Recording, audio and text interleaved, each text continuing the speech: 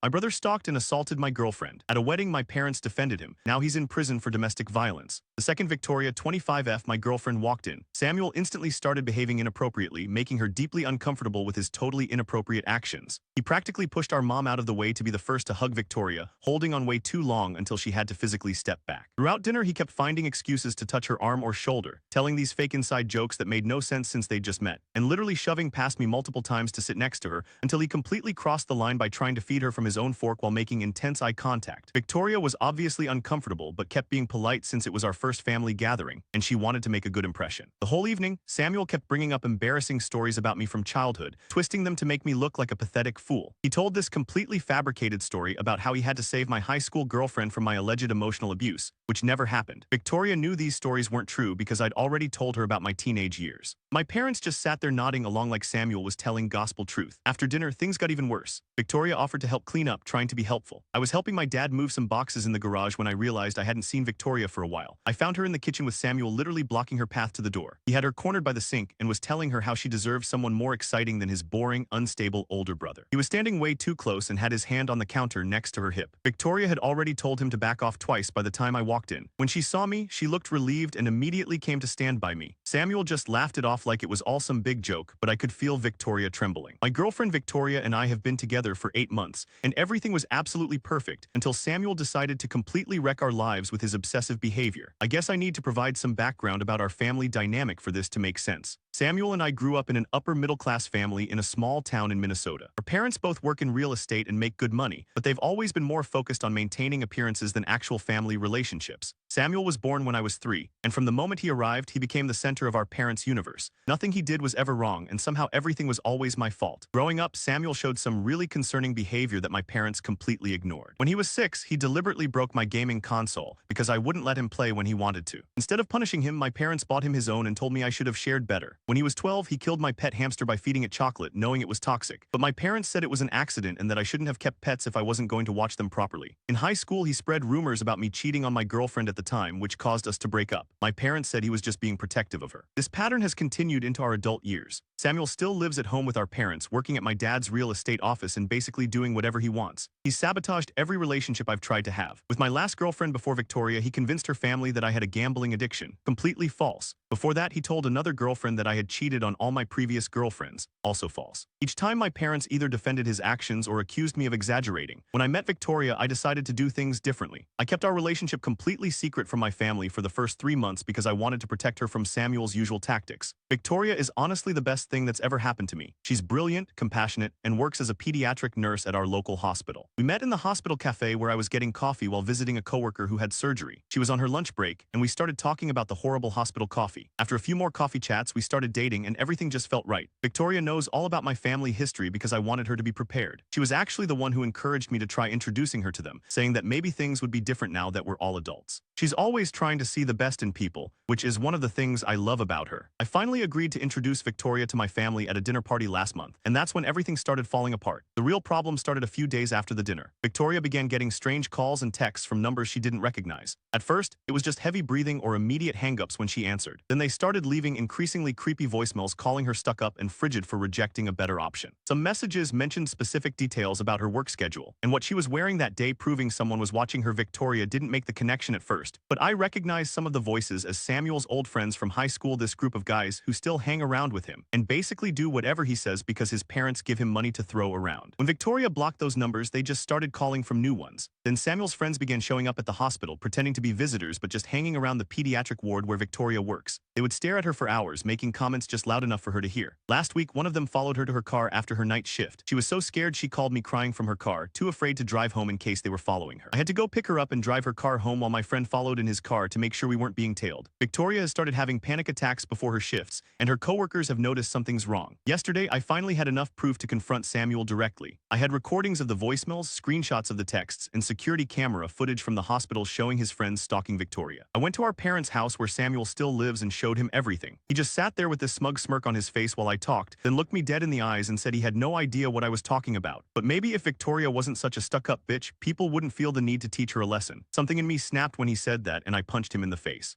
Samuel immediately started wailing like I'd tried to kill him, even though it was barely a bloody nose. Our parents came running in, and of course, they completely lost it at me, not at Samuel. They didn't even look at the evidence I was trying to show them. Mom was hysterical about her baby boy being attacked, while Dad was screaming about how I've always been jealous of Samuel and need professional help for my anger issues. When I tried to explain about the harassment, Mom actually said that Victoria must have led Samuel on at dinner and was now playing the victim because she got caught flirting with him. Dad told me to get out of his house and not come back until I've apologized to Samuel and gotten my head straight. I'm writing this from Victoria's apartment where I've been since last night. She's finally fallen asleep in the other room after crying for hours because she's terrified to go to work tomorrow. Her supervisor has been understanding so far, but Victoria's worried she'll lose her job if this keeps escalating. She loves working with the kids in the pediatric ward and shouldn't have to give that up because of my psychotic brother. I just don't know what to do anymore. Every time I think Samuel can't stoop any lower, he proves me wrong. Our parents are completely enabling his behavior and gaslighting both me and Victoria about what's happening. The police won't do anything without more concrete evidence linking Samuel directly to the harassment. Victoria is living in fear. Her job might be at risk, and my family is acting like we're the ones causing problems. Has anyone dealt with something like this? How do I protect Victoria while dealing with my toxic family? Should I be doing more to document everything that's happening? Any advice would be appreciated because I'm at my wit's end here. Update 1. First, I want to thank everyone who commented on my original post. Reading all your responses helped me realize how serious this situation really is, and Victoria and I have been trying to follow the advice many of you gave about documenting everything and taking legal action. Unfortunately, things have only gotten worse over the past 2 weeks, and I need to vent about what's been happening. We followed the advice about going to the police. Victoria and I spent hours compiling evidence, screenshots of all the threatening texts, recordings of the voicemails, and security footage from the hospital showing Samuel's friends lurking around. We also had written statements from 3 of Victoria's coworkers who witnessed the stalking behavior. The police officer we spoke to seemed concerned at first, especially about the workplace harassment, but then everything got complicated. It turns out Samuel's best friend Tyler, one of the main guys involved in harassing Victoria, is the son of a local police sergeant. When we mentioned Tyler's name, the officer's whole attitude changed. He started saying that without direct proof that Samuel was orchestrating everything, there wasn't much they could do. He suggested that maybe Victoria was misinterpreting friendly attention from guys who were just hanging around the hospital for legitimate reasons. He even had the nerve to ask if Victoria might have encouraged their attention somehow. We asked to speak to a different officer, preferably a female officer, but they gave us the runaround. Eventually, they said they would issue warnings to the people we could identify from the security footage, but that was the most they could do without concrete evidence of actual threats. It felt like a complete waste of time. My parents' reaction was even worse than I expected. The day after we went to the police, Samuel showed up at their house with a black eye, claiming I had attacked him again. I hadn't even seen him since the night I punched him 2 weeks ago. But of course, my parents immediately believed him. My mom called me crying hysterically about how I was out of control and trying to destroy Samuel's life. She said that going to the police proved I was deliberately trying to ruin his future over a silly misunderstanding. Then my dad called. He was furious. He threatened to cut me off financially, which would have been scary if I still depended on them. Thankfully, I have a good job in software development and my own apartment. He also threatened to fire me from the family real estate business, forgetting that I've never actually worked there. That's Samuel's job. It really showed how they don't even see me as my own person, just as an extension of Samuel's life. The real disaster happened last weekend. My mom kept calling and texting, saying they wanted to fix things as a family. She promised that Samuel was sorry about everything and wanted to apologize to both me and Victoria. She said they had talked to him about boundaries, and he understood he had been inappropriate.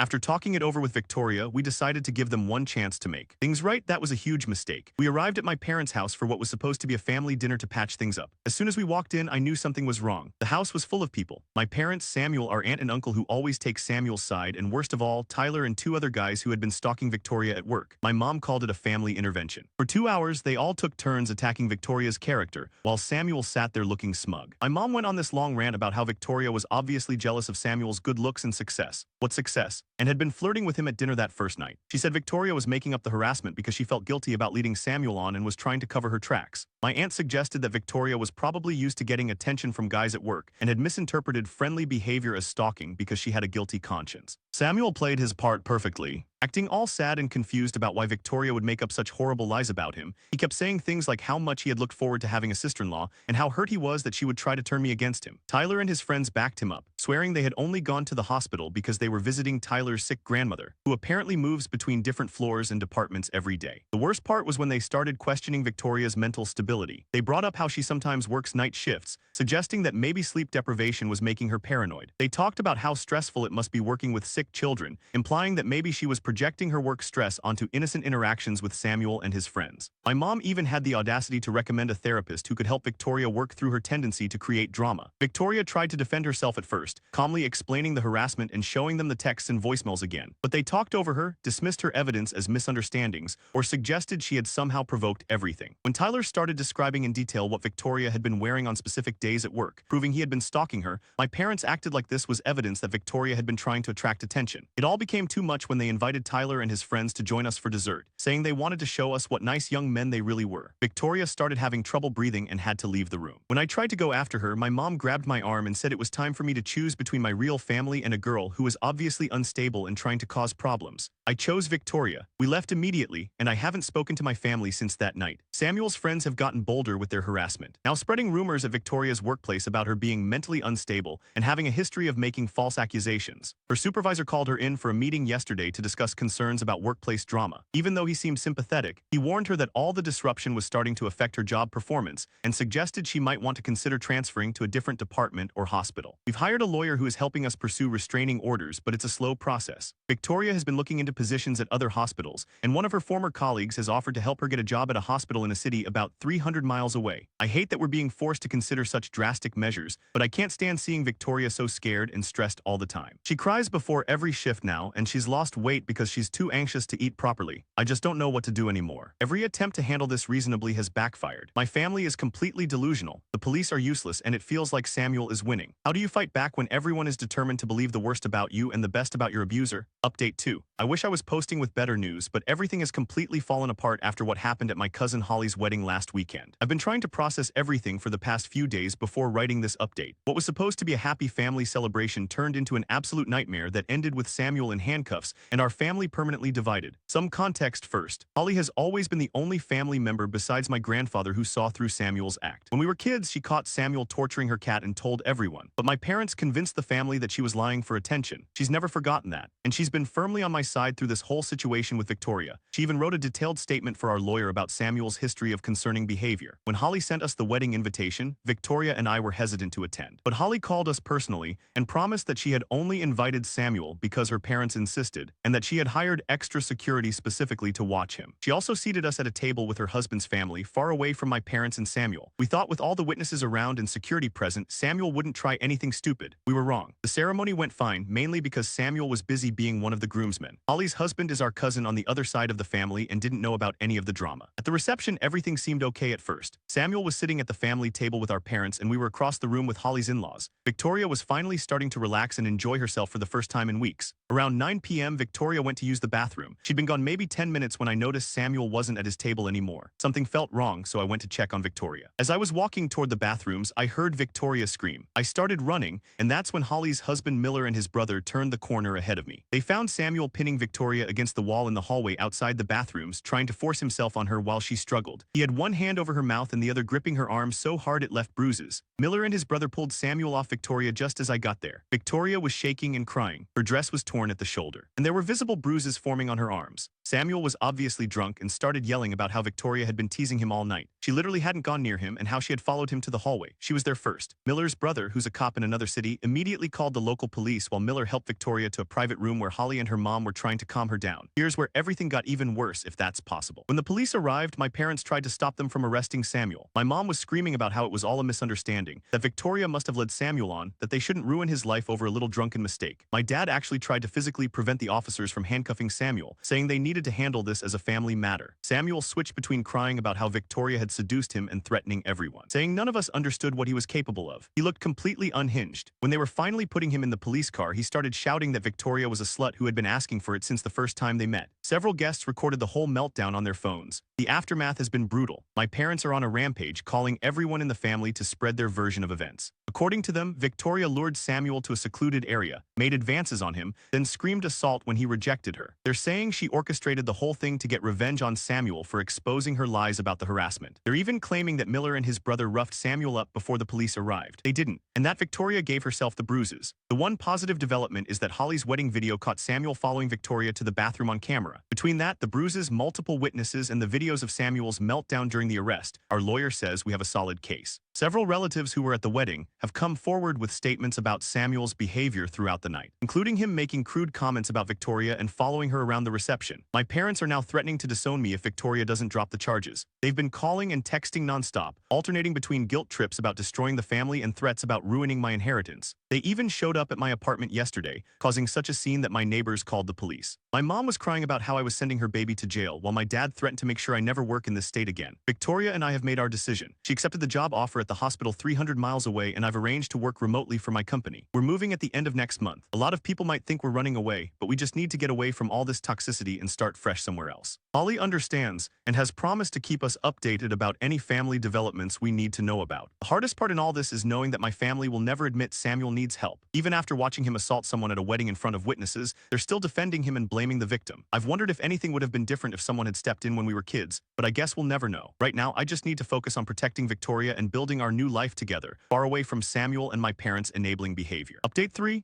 I wasn't planning to post another update, but something happened yesterday that I feel like I need to share. After 4 years of blessed silence from my family, I received a hysterical phone call from my mom that honestly left me feeling both vindicated and deeply sad. First, a quick update on where things stand with Victoria and me. We got married 2 years ago in a small ceremony with Holly's family and Victoria's relatives. We bought a house in our new city, and Victoria is now the head pediatric nurse at her hospital. I'm still working remotely for the same company but got promoted to senior developer last year. We're expecting our first child, a little girl, in 3 months. Life has been peaceful and happy, which makes what I'm about to share even more disturbing. Yesterday afternoon, I was in a meeting when my phone started blowing up with calls from my mom. I usually ignore unknown numbers since my family tends to get new phones to try to contact us, but this time she left a voicemail that sounded really desperate. When I called back, she was crying so hard I could barely understand her. Turns out Samuel got married last year to a woman named Rachel. None of us knew about it because we've had no contact with that side of the family since the wedding incident. Apparently, Samuel met Rachel at church, and their families arranged the marriage pretty quickly. My mom was babbling about how perfect everything was, how Samuel had finally found a good Christian woman who understood him, and how they were all so happy until last week. Last Thursday, Rachel's coworker called the police after Rachel missed 3 days of work. When officers did a welfare check, they found Rachel with severe injuries. She had 2 broken ribs, a fractured wrist, and bruises all over her body. But here's the part that really got me. When the police investigated, they discovered that my dad had been helping Samuel cover up the abuse for months. Rachel finally broke down and told the police everything. Samuel had started hitting her just 2 months into their marriage. Every time she threatened to leave or tell someone, my dad would step in, using his connections in the real estate business to pressure Rachel's family about their mortgage or threatening to get her fired from her job at one of his friends' companies. He even convinced Rachel's parents that she was mentally unstable and making up stories about Samuel, using the same tactics they used against Victoria. The final incident happened because Rachel got a promotion at work that would have given her financial independence. Samuel completely lost it and beat her so badly she couldn't go to work. When she called my dad for help, he told her to put some ice on it and remember her wedding vows. That's when her coworker got involved and called the police. Both Samuel and my dad were arrested. Samuel for domestic violence and my dad for witness intimidation and conspiracy. Mom wanted me to come back and help deal with everything. She kept saying that family needs to stick together in times of crisis, that Samuel and dad needed my support, and that Rachel was obviously exaggerating things just like Victoria had. I lost it. I told her exactly how I felt about her enabling Samuel's behavior for his entire life. I reminded her of what they did to Victoria, how they chose to support Samuel even after watching him assault her at Holly's wedding. I asked her if she ever once considered that if they had gotten Samuel help when he was younger or held him accountable for his actions, maybe Rachel wouldn't be in the hospital right now. Mom broke down completely, saying she realizes now that they should have done something sooner. She admitted that she and dad had always known Samuel had problems, but they thought they were protecting him by covering everything up. Too little, too late. I hung up and blocked her new number. Holly called me later to fill in some details she had heard from family. Apparently, Rachel's parents are devastated and feel horrible about not believing her sooner. They're fully supporting her pressing charges against both Samuel and my dad. The police are also investigating other potential victims, as several of Samuel's ex-girlfriends have come forward with similar stories of abuse and stalking. Victoria suggested we reach out to Rachel through Holly to offer support if she needs it, which we probably will. Victoria pointed out that she was lucky to have support when she dealt with Samuel, and Rachel might need someone who understands what she's going through. Some people might think I'm being cold toward my parents, but I've learned that enabling toxic behavior only leads to more victims. My family had countless chances to change and chose not to. Now they can deal with the consequences of their choices without my help. My job is to protect my own family, now my wife, our unborn daughter, and the peaceful life we've built far away from their toxicity. Update: for a lot of people, people have been messaging me asking for an update about the situation with Samuel. My dad and Rachel, so here's what's happened in the last 6 months. First, the good news from my side, Victoria. And I welcomed our daughter Emma 3 months ago. She's perfectly healthy and absolutely beautiful. Being parents has been amazing. And it's made us even more certain that cutting contact with my toxic family was the right choice. Holly and her husband came to visit last month to meet Emma, and watching them with her just reinforced what real family love looks like. Now for the updates about Samuel and my dad's case. Holly has been keeping us informed since she's still in contact with extended family. Samuel took a plea deal last month. He's getting 8 years in prison for aggravated domestic violence with the possibility of parole after 5 years. My dad's case is still ongoing, but his lawyers are apparently trying to negotiate a deal too. His real estate license has been suspended pending the investigation, and most of his business partners have cut ties with him. The most surprising development has been my mom. After our last phone call, she finally started therapy, according to Holly. She's moved out of the family home and filed for divorce from my dad. Last week, she sent me a 12-page letter apologizing for everything, enabling Samuel's behavior throughout his life, not protecting me when we were kids, and especially for how they treated Victoria. She acknowledged that she and dad essentially created the monster Samuel became by never holding him accountable. I haven't responded to the letter yet. Part of me appreciates that she's finally facing reality, but it's too little too late. Where was this insight when Samuel was torturing animals as a kid, or when he was stalking Victoria, or when they watched him assault her at Holly's wedding? Victoria and I are discussing whether we might eventually let her have a supervised relationship with Emma, but that's years away if it happens at all. Rachel has been in contact with us through Holly. She's doing better. She's living with her sister in another state and going through intensive therapy. She's filed for divorce and is cooperating fully with the prosecutors. According to Holly, several other women have come forward about Samuel abusing them in the past, including 2 from his church. The police are investigating these cases too. Rachel's parents have been incredibly supportive since the truth came out. They've publicly apologized to her for not believing her sooner and have cut all ties with my parents. They're even working with domestic violence organizations now to help other families recognize the signs of abuse and manipulation. The extended family has basically split into 2 camps. Most younger relatives and cousins have sided with us and Rachel, while the older generation is still making excuses for Samuel and my dad. Holly's mom, my aunt, started a family therapy group for relatives who want to understand how things got so bad